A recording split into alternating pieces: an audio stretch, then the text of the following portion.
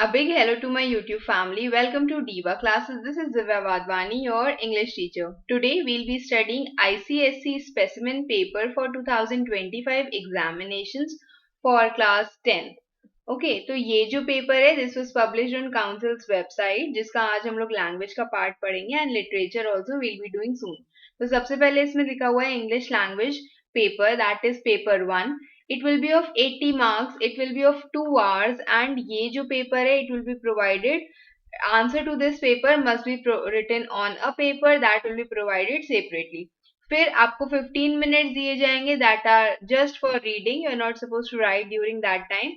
Okay, and then the time given at the head of this paper is the time that is allowed for the answers. So ये जो time है that is of 2 hours. So according to that you have to write. अब आपको इसमें क्या करना है, all 5 questions you have to do as you all know.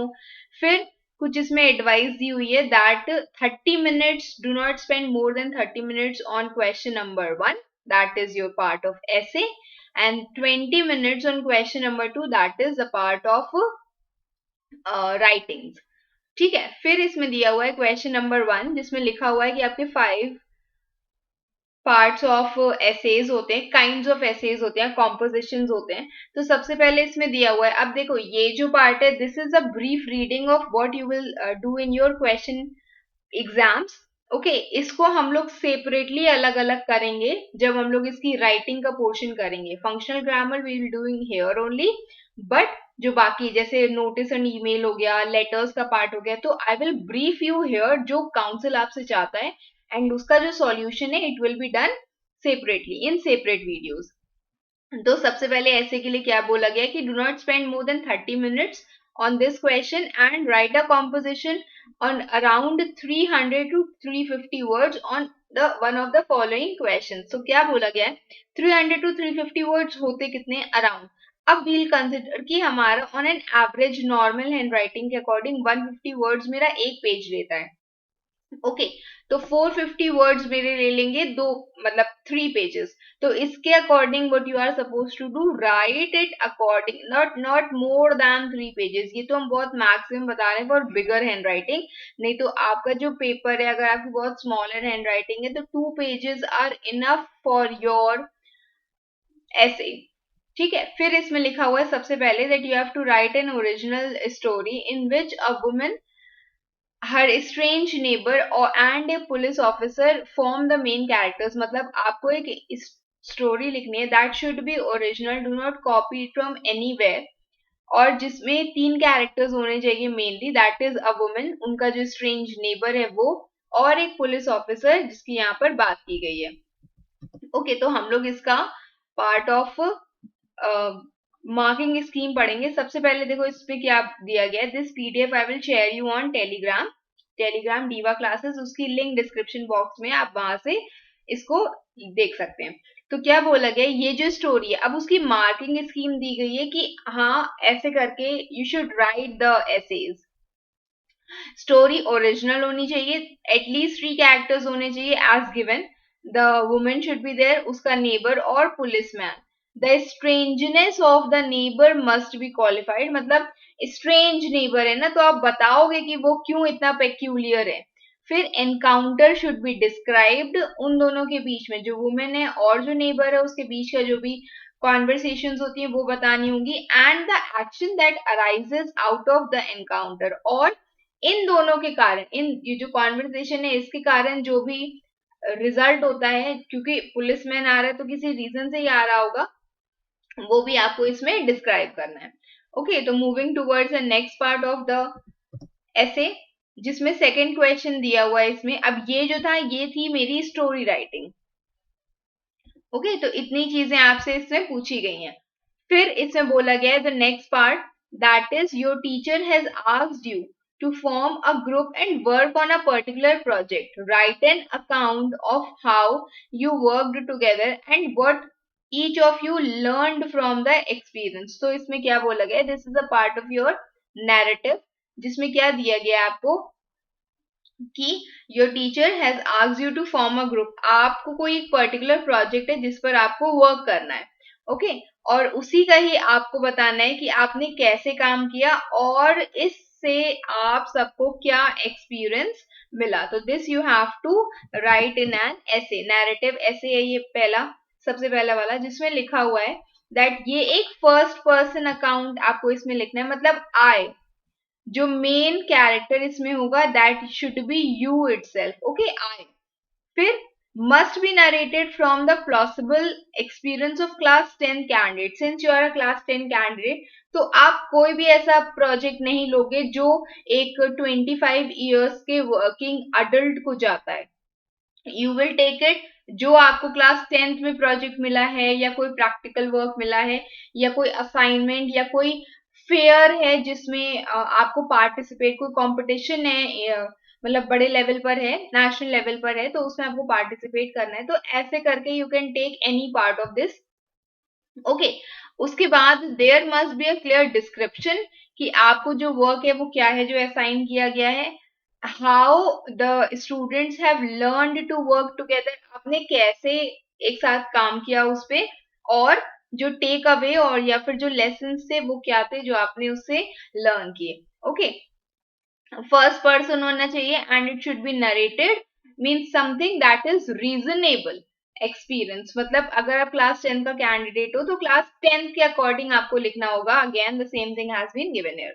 फिर उसके बाद third part, third we will do now, third essay, जो कहता है that is a part of argumentative, जो आपसे ये कहते हैं peer pressure is a force for good, जिसमें आपको फॉर या अगेंस्ट बताना है. तो ये कौन सा काइंड ऑफ ऐसे है, दिस इज आर्ग्यूमेंटेटिव. ठीक है, वाद विवाद, डिबेट के जैसे. तो इसमें आपसे काउंसिल क्या एक्सपेक्ट करती है ये हम लोग पढ़ेंगे इसमें. Solutions will be doing it letter.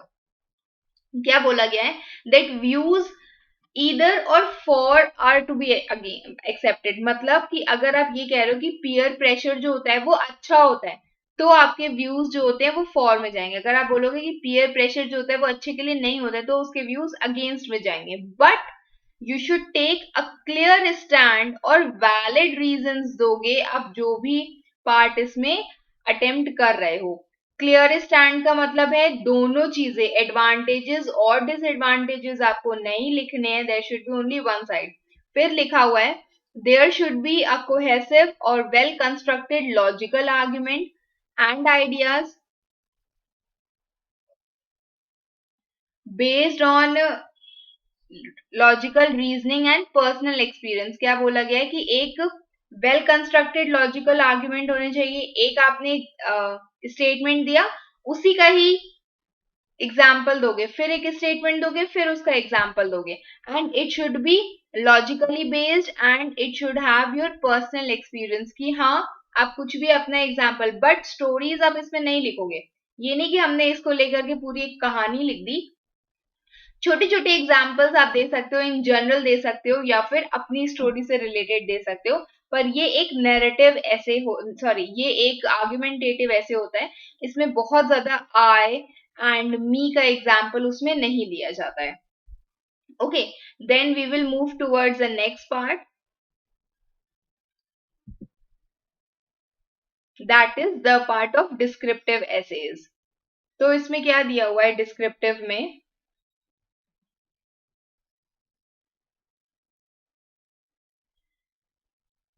एक मिनट.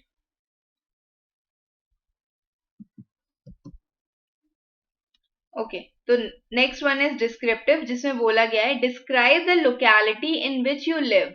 ओके, तो क्या कहा गया है, आप कहीं एक प्लेस पे रहते हो, you have to describe wherever you are living, वो जो लोकेलिटी वहां वो आपको डिस्क्राइब करनी है. Give details of things you see and hear as you walk around your locality. आपको बताना है द थिंग्स जो आप देख रहे हो वहां पर, what ever things you are seeing and whatever things you hear. दो ही मेन सेंसेस, वैसे तो डिस्क्रिप्टिव में you use all 5 senses, but यहाँ पर सिर्फ दो ही सेंसेस का मेन यूज हुआ है. जो चीजें आप, नजारे आप देख रहे हो वो वहां पर लिखोगे, और जो बातें आप सुन रहे हो या फिर whatever sound you hear वो आपको बताने हैं. What do you specially like about the place, और आपको अपनी जो भी लोकेलिटी उसके बारे में सबसे ज्यादा क्या पसंद है वो इसमें आपको लिखना है. This is a kind of descriptive essays होते हैं जिसमें आप हर चीज को बहुत ही डिटेल में डिस्क्राइब करते हो, जो भी चीजें आपके सेंसेस को हिट कर रही होती हैं। ओके, तो now we will move towards this, जिसमें लिखा गया है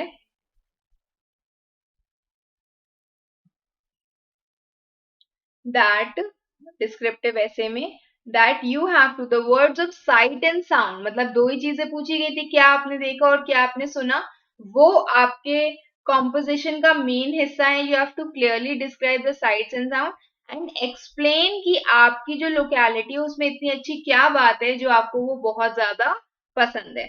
Okay, then comes the last one, that is picture composition. If you really attempt picture composition, वैसे तो I don't feel like, हाँ कुछ ही स्टूडेंट्स होते होंगे जो इसको अटेम्प्ट करते होंगे। तो इसमें क्या दिया हुआ है, that you have to study the picture given below. You can write a story or description or an account of what it suggests. ठीक है, डिस्क्राइब कर सकते हो, स्टोरी लिख सकते हो, या फिर कुछ इसी से रिलेटेड आप बना के लिख सकते हो। आपका composition must be about the subject of the picture और you can take suggestions from it. Clear connection होना चाहिए आपके पिक्चर और कॉम्पोजिशन में, मतलब ये जो पिक्चर दी हुई है उसमें और कॉम्पोजिशन में। ठीक है, तो इसमें कल जैसे आप देख सकते हो उसमें कल्चरल डाइवर्सिटी के बारे में बहुत ज्यादा दिखाया गया एज द पिक्चर शोज।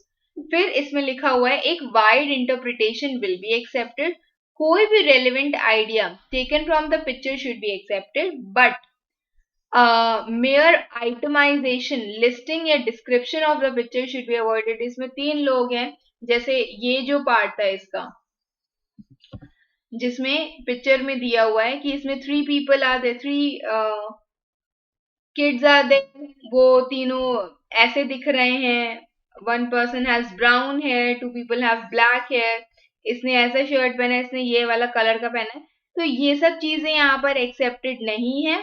ठीक है, हाँ आप फ्रेंडशिप के ऊपर लिख सकते हो, आप कल्चरल डिफरेंसेस के ऊपर लिख सकते हो, तो ऐसे करके you can write accordingly, but इसमें सिर्फ आइटमाइजेशन या लिस्टिंग कि इसने ये किया इसने ये किया, ये इसमें अलाउड नहीं है। ओके, उसके आपको मार्क्स नहीं मिलेंगे, 5 नंबर मिलेंगे 20 में से। फिर उसके बाद next is the question number 2, that is the part of writing letter, जिसमें बोला गया है do not spend more than 20 minutes on this question. एक ही आपको कोई एक ही इसमें से सिलेक्ट करना है। ठीक, तो the first one that is the part of informal and it is of 10 marks, and the second one is formal. इसका solution also we'll be doing soon in the same playlist, आप इसको ढूंढ मतलब आपको ये मिल जाएगा। सबसे पहले दिया हुआ है इनफॉर्मल। इनफॉर्मल में क्या बोला गया है, your uncle was unable to attend your birthday celebration. ठीक है, आपके अंकल जो एक बर्थडे सेलिब्रेशन था आपका, उसको वो नहीं अटेंड कर पाए, पर उन्होंने आपको गिफ्ट में 1000 रुपीज दिए हैं। Wow, write a letter thanking him, tell him how you will spend the money, और आप उनको थैंक कर, आपको मिल गए हैं वो पैसे। ठीक है, now you are writing a letter to thank him, और आप उसमें उनको बता रहे हो कि ये जो 1000 है आप उसको कहाँ स्पेंड करोगे। जरूरी नहीं कि किसी एक ही जगह पर आप उनको स्पेंड कर दो, take 3-4 things at least, and why you have made that particular choice, और क्यों आपको वो चीज जो है वो खरीदनी, मतलब where you will actually spend it and why you have made that particular choice, तो ये आपको इसमें बताना है। ओके, तो now we will do this part of letter, जिसमें सबसे पहले दिया हुआ है इनफॉर्मल लेटर्स के बारे में। ओके, तो फ्रेंडली या फिर इनफॉर्मल लेटर, ठीक है, इसमें आपको क्या चीजों का मार्क्स मिलेगा। सबसे पहला is format, this is important, the content part and the expression. इसका जो फॉर्मेट है दिस वी विल डिस्कस जब हम लोग एक्चुअल में इसको सॉल्व करेंगे। तो format you all know, content में ये सारी चीजें आपको लिखनी है, और एक्सप्रेशन कि आप कितना नाइसली या कितने अच्छे जेस्चर से उन चीजों को एक्सप्लेन करते हो। ठीक है, फिर इसमें लिखा हुआ है कंटेंट में thank you uncle, you are obviously suppose to thank him. फिर you could use the words like I am grateful to you, thoughtful आप वर्ड यूज कर सकते हो। You have to describe how, या फिर हाउ और on what you will spend the money. कम से कम 2 चीजें, हमने बोला था ना कि एटलीस्ट 3-4, तो आप एटलीस्ट ये नहीं कि 1000 रुपए तो एक ही जगह एक बढ़िया से ड्रेस ले ली क्योंकि मुझे वो ड्रेस लेनी थी इसलिए, तो नहीं, ये नहीं करना है. Explain why you choose the two, how you this will be useful for example. मतलब आप उनको ये बताना है कि आप जो भी चीज प्रोडक्ट यूज कर रहे हो या खरीद रहे हो, उनका जो गिफ्टेड मनी है उससे, वो आपके लिए कैसे यूजफुल रहेगा, मतलब कुछ पर्टिकुलर रीजन तो आपको देना ही है उसमें. Okay. Then next is the part of formal letter, जिसमें हम लोग ये वाला पढ़ लिया. इसके बाद हम लोग दूसरा वाला हिस्सा इसमें पढ़ेंगे, जिसमें लिखा हुआ है the garbage bins in your locality have not been cleared regularly in the overflow resulting in the overflow of the garbage in the area. क्या कहा गया है इसमें कि जो आपके लोकेलिटी में, एरिया में जो गार्बेज बिन्स है, the dustbins that are there, वो बहुत रेगुलरली नहीं क्लियर होती हैं, जिनके कारण गार्बेज जो है वो ओवरफ्लो हो जाता है. You have to write a letter to the municipal commissioner of your city, okay, और टाउन. अगर आप दिल्ली में हो तो दिल्ली का लिखोगे, लखनऊ में हो तो लखनऊ का लिखोगे. फिर complaining about the problem, offer suggestions for the removal of the garbage and cleaning up of the place. तो ये आपका फॉर्मल वाला है. इसमें this we will do here, जिसमें यहाँ पर दिया हुआ है दैट, ओके, तो फॉर्मल, अगेन फॉर्मल लेटर है जिसमें format, content and expressions are important. अब कंटेंट में what things you are suppose to write, आपको डिटेल देनी है प्रॉब्लम जो उससे हो रही है. सपोज करो जर्म्स स्प्रेड हो रहे हैं, स्टेंच हो रहा है, आपको सजेशंस ऑफर करने हैं उनको, जैसे कि रिमूवल और क्लीनिंग के लिए रेगुलर इंस्पेक्शंस होने चाहिए बाय द अथॉरिटी, गार्बेज का रिमूवल वैन्स होनी चाहिए और क्लोज्ड वैट्स वहां पर होने चाहिए. Okay, now we will move towards the part of email and notice writing, जिसमें first this is the part of question number 3, जिसमें दिया हुआ है your school is hosting an art and craft exhibition, write a notice informing the pupils at your school about the event. मतलब एक notice आपको बनानी है जिसमें आर्ट एंड क्राफ्ट का एग्जीबिशन हो रहा है और आपको अपने स्कूल के स्टूडेंट्स को इसके बारे में इन्फॉर्म करना है. ठीक है, और उसी से रिलेटेड ही एक ईमेल लिखा जाता है जिसमें लिखा हुआ है that write an email to the local artist, कोई पर्सन है जिसको आप इनवाइट कर रहे हो वहां पे, to inaugurate the exhibition and to be the chief guest on the occasion. तो ये दोनों ही जो होते हैं 5-5 मार्क्स के होते हैं एंड बोथ आर कंपल्सरी. तो इसको हम लोग यहाँ पर पढ़ेंगे, जिसमें दिया हुआ है सबसे पहले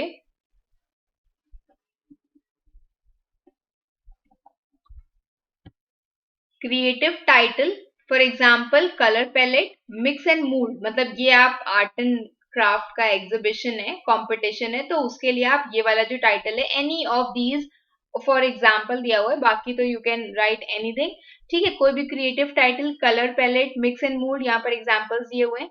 then event, what it is inter school art and craft competition. Date, कोई भी एक डेट जब भी आप लिख रहे हो उससे 10 दिन या 14 डेज पहले कोई डेट आपको इसमें मेंशन करनी होगी. लाइक सपोज करो today is 6 June.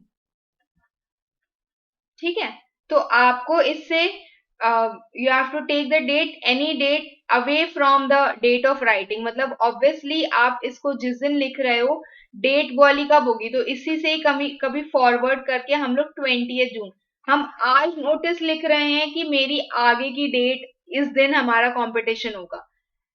Timing you will mention, venue कोई स्मॉलर और larger place, Carnation Hall, Saint Helens School. मतलब जैसे आप अपने स्कूल का ले सकते हो तो ऑडिटोरियम जैसे लिख सकते हो.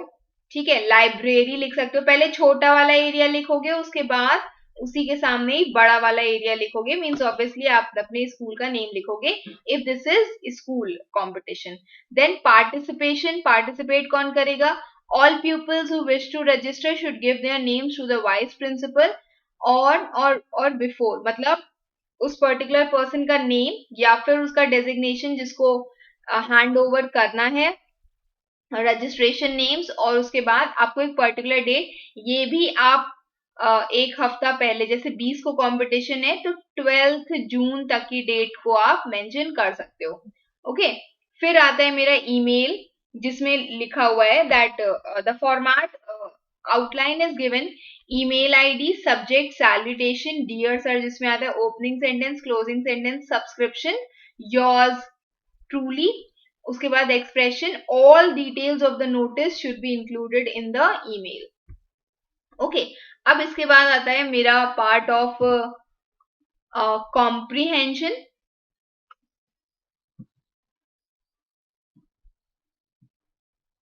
ठीक है, तो ये मेरा कॉम्प्रीहेंशन था that you are suppose to read first. बहुत ज्यादा डिफिकल्ट इसमें नहीं दी हुई है चीजें, तो ये आप इसको पहले पढ़ोगे उसके बाद ही इसको आप सॉल्व कर सकते हो। तो इसका आई विल मेक, अच्छा देखो बस एक,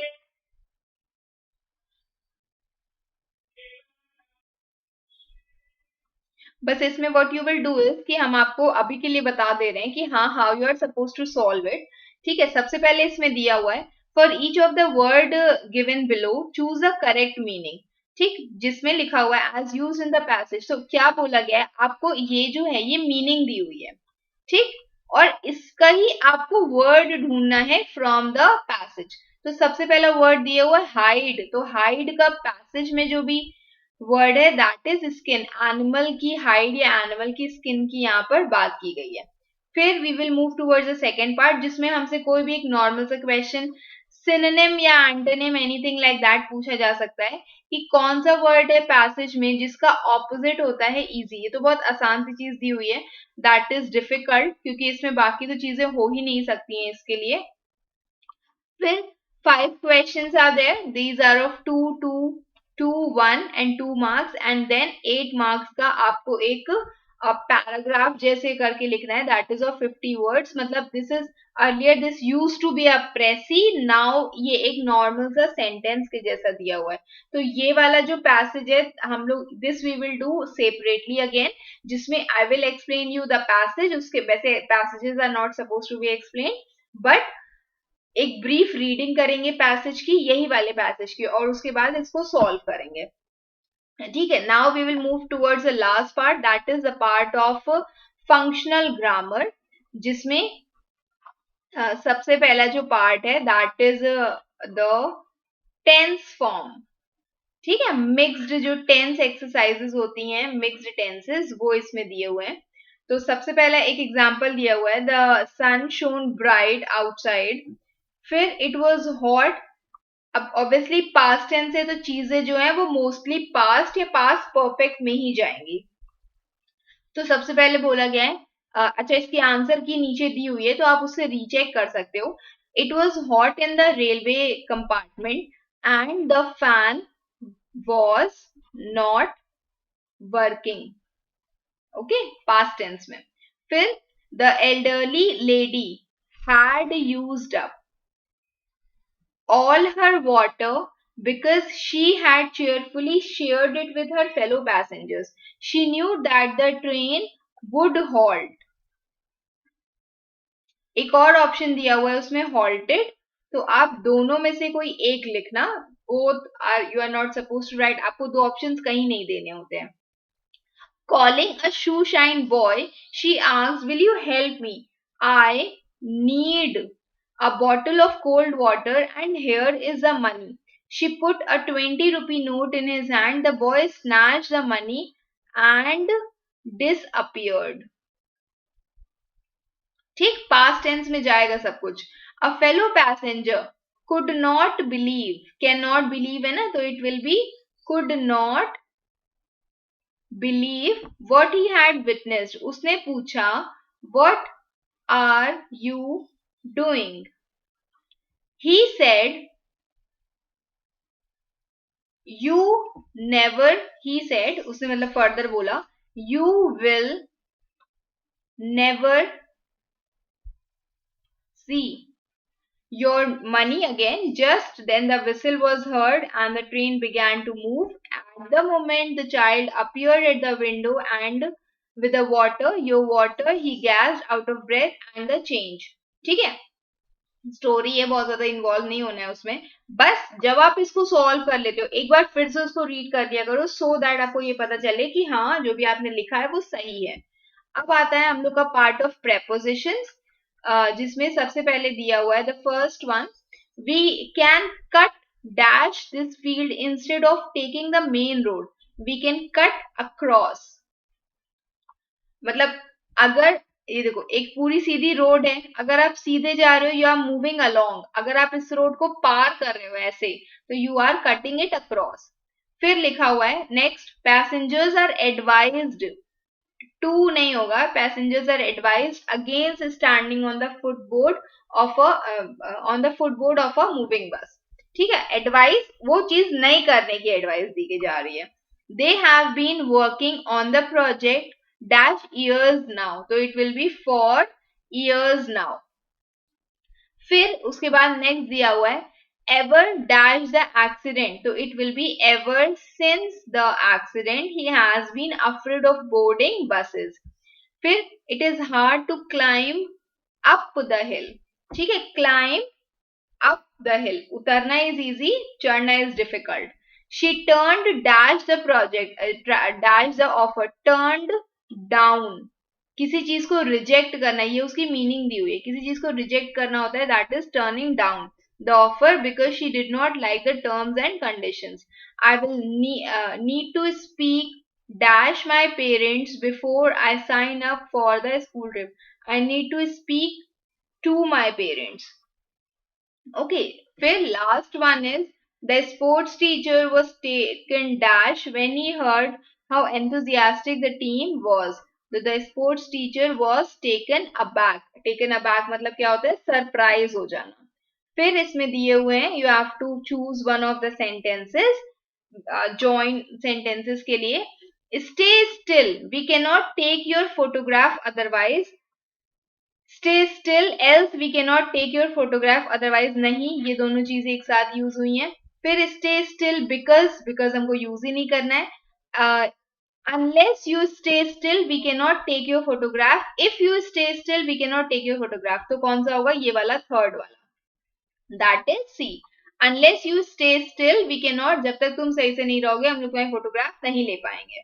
ठीक है, फिर है next one, Roy's mother rang up the school office. She wanted to inquire about the swimming classes at the summer camp. Roy's mother rang up the school office as she wanted to. As she wanted हो सकता है क्योंकि past tense है, want to नहीं होगा तो ये cancel हो जाएगा। फिर लिखा है Roy's mother rang up the school office to inquire about the swimming classes at the summer camp. Could be Roy's mother has rang up, नहीं, has rung up the school office to inquire, ये tenses नहीं change होंगे इसमें। ठीक है, तो ये भी नहीं होगा। And last one, Roy's mother rang up the school office wanting inquiry about, no, तो it will be the answer, that is second one. जो लीस्ट चेंज, जो ज्वाइन करके कम से कम चेंजेस होंगे, that will be your answer. फिर है I left my keys somewhere, do you know where they are, do you know where I had left, नहीं। फिर do you know where my keys were left behind, no. Do you know where I left my keys, could be. And do you know where I would left, no, I would have left, no. So it will be the third one, that is do you know where I left my keys. Okay, the last one. The captain should not be blamed for team's defeat. The player should not be blamed for team's defeat. The captain should neither be blamed nor the player should be blamed. ये तो नहीं होगा, बड़ा अजीब सा लग रहा है। फिर उसके बाद है neither the captain nor the players should be blamed for the team's defeat. तो this will be the answer for it. ठीक है, बाकी should not be blamed as the players, नहीं, ये तो कहानी पलट रहे हैं। फिर the captain should not be blame for the team's defeat, but तो यूज ही नहीं होगा यहाँ पर।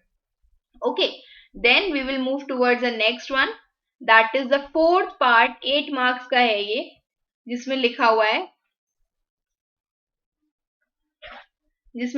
है, the audience broke into loud applause as soon as he finished speaking. तो no sooner did he finish speaking, no sooner did, अब पहले तो डिड ढूंढो इसमें, हैड ही फिनिश्ड होता, ठीक है, अगर ये होगा तो फिनिश्ड होगा, तो no sooner did he finish speaking, तो this one C1 will be the answer. Then the audience broke into loud applause. फिर लिखा हुआ है the news surprised everyone in my family. The news took everyone in my family by surprise. With surprise नहीं होगा, by surprise होगा, मतलब वो लिखा ही वैसे जाता है. फिर लिखा हुआ है yesterday was so much fun. You have to end with a question tag. अच्छा, was अगर लिखा हुआ है तो यहाँ पर wasn't, मतलब नेगेटिव ही जाएगा वो, बट वो रहेगा wasn't ही. तो yesterday was so much fun, wasn't it? तो it will be would you say. नहीं नहीं, this will be the answer. ठीक. फिर है fourth one, I wouldn't eat that food if I was not really hungry unless I eat that food. No, I wouldn't really be hungry unless I ate that food.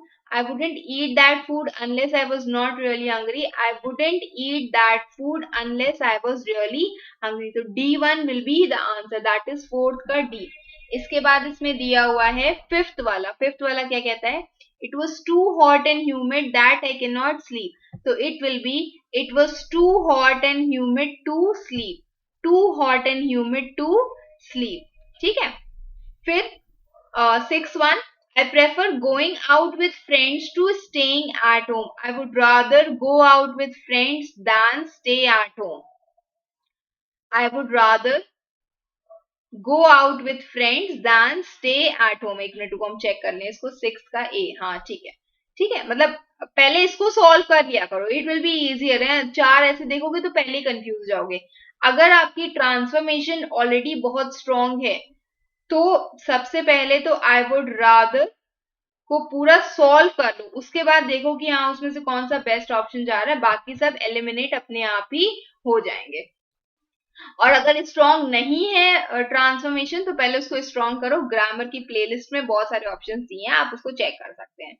ठीक है. Why were you absent yesterday, the teacher asked me. The teacher asked me why was, sorry why were you है ना, तो इस ये हो जाएगा Y had I, एक मिनट,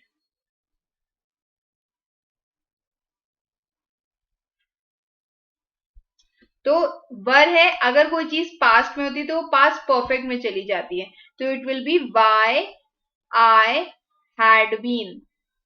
ओके, तो Y I had been absent the day before. Y was, तो वाई वॉज नहीं होगा, वाई वॉज नहीं होगा. हैड बीन एब्सेंट येस्टरडे भी नहीं होगा, डे बिफोर होगा, दैट विल बी सेवेंथ का सी. हाँ सही है. फिर उसके बाद next one is very few dancers are as graceful as she is. तो she is one of the most graceful dancers. She is most graceful नहीं, शी इज मोर ग्रेसफुल नहीं, she is more graceful than a very few dancers. No, तो it will be eight का A, that is she is one of the most graceful dancers. तो इसी के ही जो answer की है वो यहाँ पर दी हुई है. आप इसको ऐसे ही करके यहाँ से रीचेक कर सकते हो अपने according. This PDF I will send you on Telegram. If there is something you wish to understand more, you can mention it in the comment box. I hope you all have understood this much. इसके बाद जो इसके further writing होगी वो हम लोग separate solve करेंगे. Till then, keep preparing. Best wishes. Thank you.